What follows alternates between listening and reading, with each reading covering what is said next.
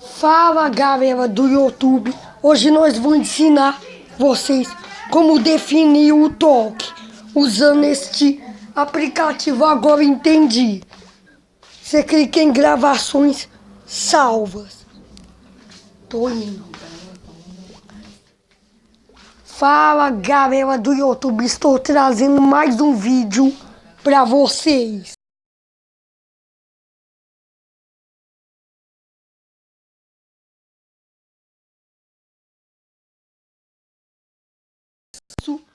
Você vai clicar em voltar. Clicar em voltar vai demorar um pouco.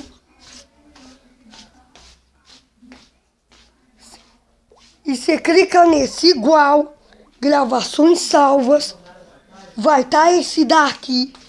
E você clica nele, definir como som de notificação sim, concluído com sucesso.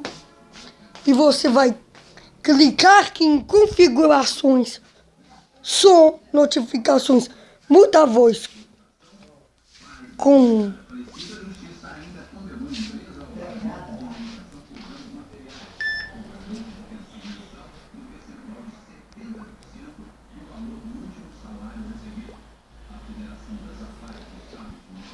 efeitos.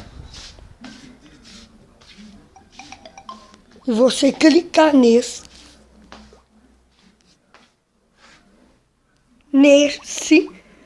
por exemplo, caso não dê certo, definir como toque, clique em sim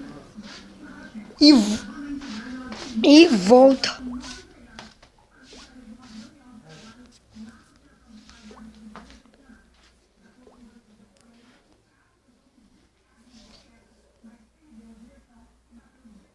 E quando o coisa apitar tá diferente e você vem aqui em desativado, cancele e volta novamente.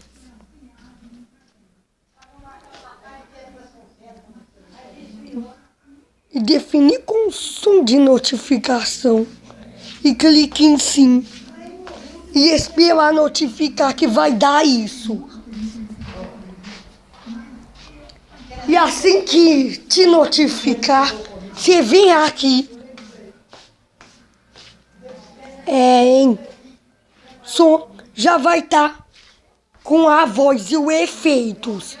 Muito simples, então é isso, tchau!